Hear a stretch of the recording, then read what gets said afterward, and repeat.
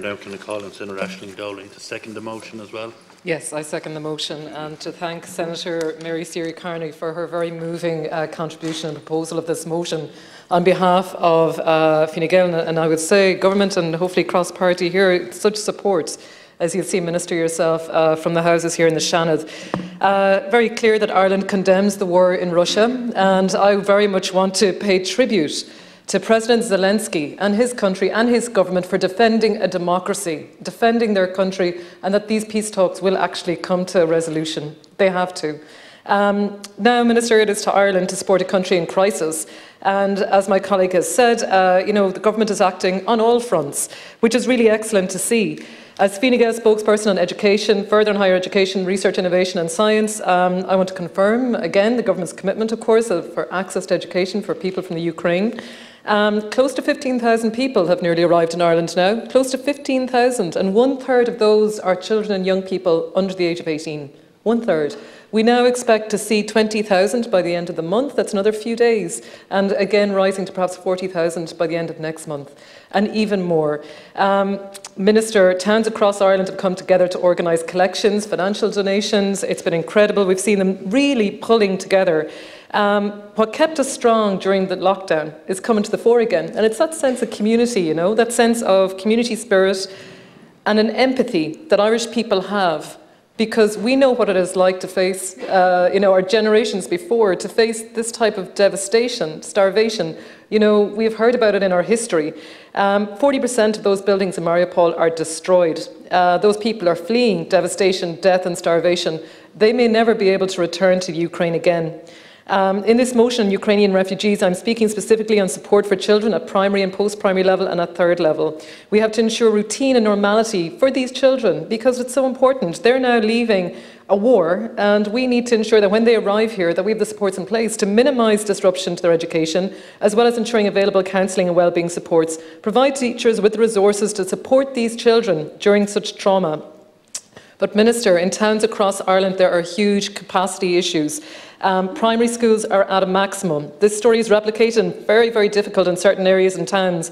We need classrooms, we need prefabricated structures, and it will be a requirement in urgent situations. We need teaching supports and English as a foreign language EAL assistance in all our schools.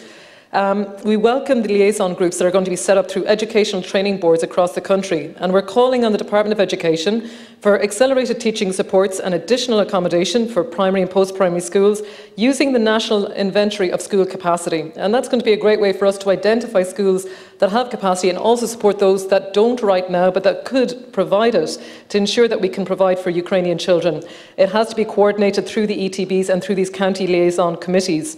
And of course, Minister, to increase these posts within schools as well as for national educational psychologists, NEP services at primary and post-primary level. At third level, we've examined support for students. That's across a number of areas. Minister Simon Harris, under the Department of Further and Higher Education, has highlighted the opportunity for using the Erasmus programme, to fund scholarships at European level. And we also need to look at maintenance supports, as well as expanding the availability of English language courses within our ETBs.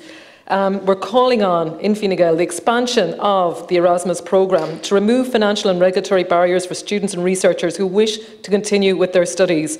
We're supporting adjustments to the SUSI programme to ensure Ukrainian students are supported to attend third level, and again to see the expansion of English for speakers of other languages, that's ESOL courses, in all our education training boards, which are in every town across the country.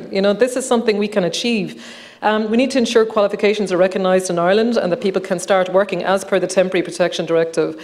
During the pandemic and lockdown, Minister, we saw a huge community call. I'm sure you saw it yourself in your own areas. GAA clubs, all sports clubs, people coming together, pulling together. Again, we need to see this huge national volunteer effort. And I know Minister Heather Humphreys is working on this as well.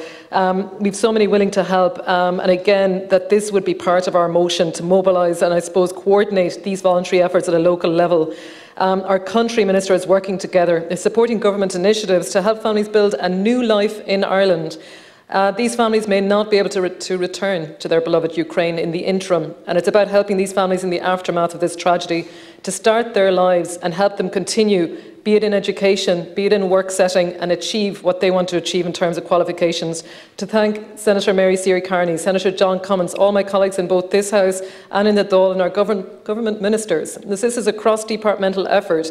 To thank communities in my own region, as with every colleague here I'm sure has seen volunteers coming forward, to renovate school buildings, centres, families coming forward to offer their own rooms. This is incredible. But Minister, let's help those that are out there pushing so hard right now. Gurmil Malgath.